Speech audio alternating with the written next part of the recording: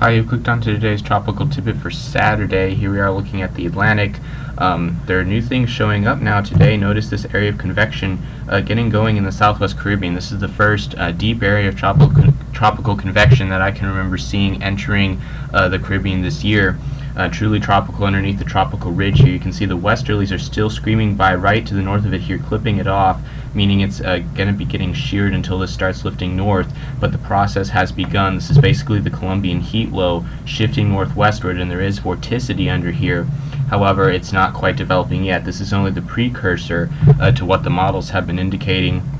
That will start to develop around days 4, 5, and 6. This here is probably going to migrate west-northwest very slowly. The NAM, of course, tries to jump all over it and develop it in here, but it's a convective feedback model, so we probably can't trust that solution. The wind shear is going to be too strong here, but this is showing the start of where things are going to start lifting north, and this ridge is going to start building north a little bit more and lower the wind shear here in the central Caribbean, and that's going to be what allows some mischief to start going on and broiling down here in a few days.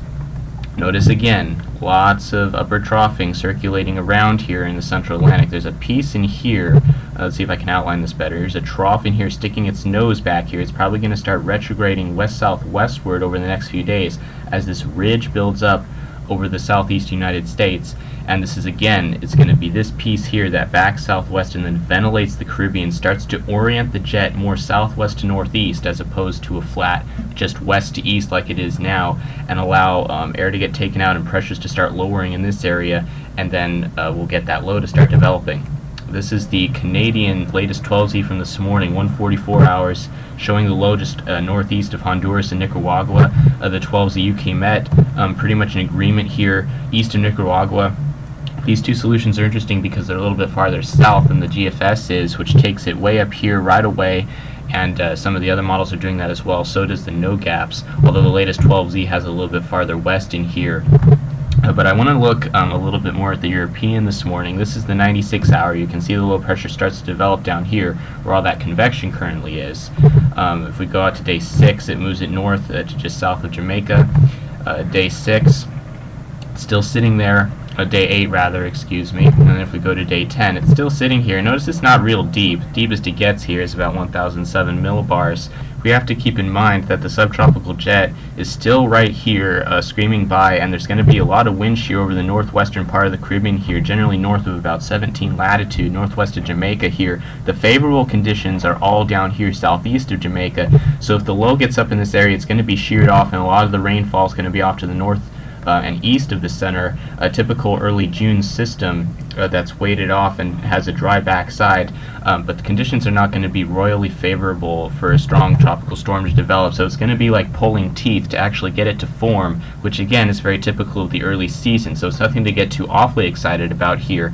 But with the ventilation of the Caribbean, it is going to be very possible that we get Arlene to try to develop out of this, or at least a tropical depression. But right now most of the models show just broad low pressure with no real tightening, so we'll have to get closer in and see how this starts to develop. But I want to talk a little bit here about the possible track possibilities, because considering that this isn't going to get real strong, people want to know where the rainfall is going to go, and a lot of people need it right now in this area of the world. A lot of people are looking for that rainfall. This is the GFS Ensembles Day 5. And I want to mention this. The GFS has the NAO going very positive, or staying positive, for the next several days through the first week of June. Notice all the blue here, the low heights over Greenland and in this area of the world. This is indicating the positive NAO. Here's the big ridge over the central United States. Now, we got to think about this ridge. When it first builds northeastward, if we go back to that 96-hour European, you can see that it initially builds all the way here to the eastern seaboard. If this was a progressive pattern, this ridge would continue to pump this way, eventually making its way out here and allowing whatever's down here to shift northwestward, perhaps eventually affecting the United States.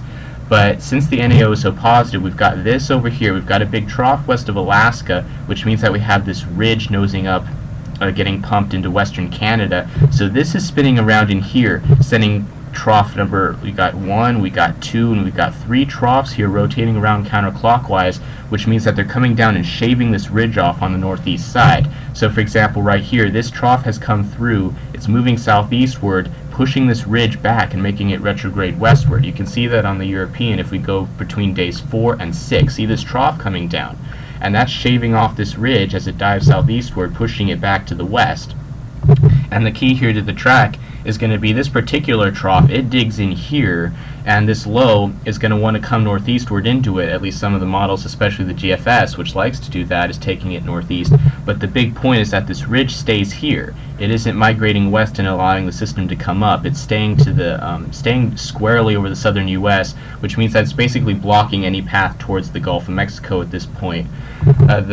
The key difference, the key crossroads for this track is either it's going to come up into the trough here across Cuba and the Bahamas, or this trough is going to go by and it's going to get stuck beneath this ridge and try to slowly drift westward, likely towards Central America, perhaps the southern Bay of Campeche eventually.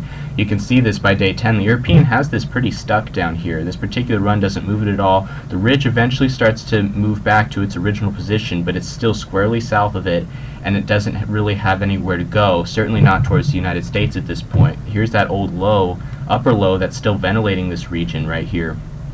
If this stays down there for much longer than this is day 10 on the European, the longer this stays down here, the more possibilities it will have, because eventually this pattern is going to flatten out a bunch, which will open all sorts of possibilities, which means that any break in here could potentially bring it up, but that would be a long way off, and only if it gets stuck for many, many days without dissipating, which will be hard to pull off. But if it does end up moving in any direction, it's probably either going to be northeast or westward. Probably, unfortunately, avoiding the areas of the United States that need the rainfall right now, but anything can happen in the early season, so we'll see. We'll just continue watching this situation to see how it develops. Alright, that's it for today. Thanks for watching.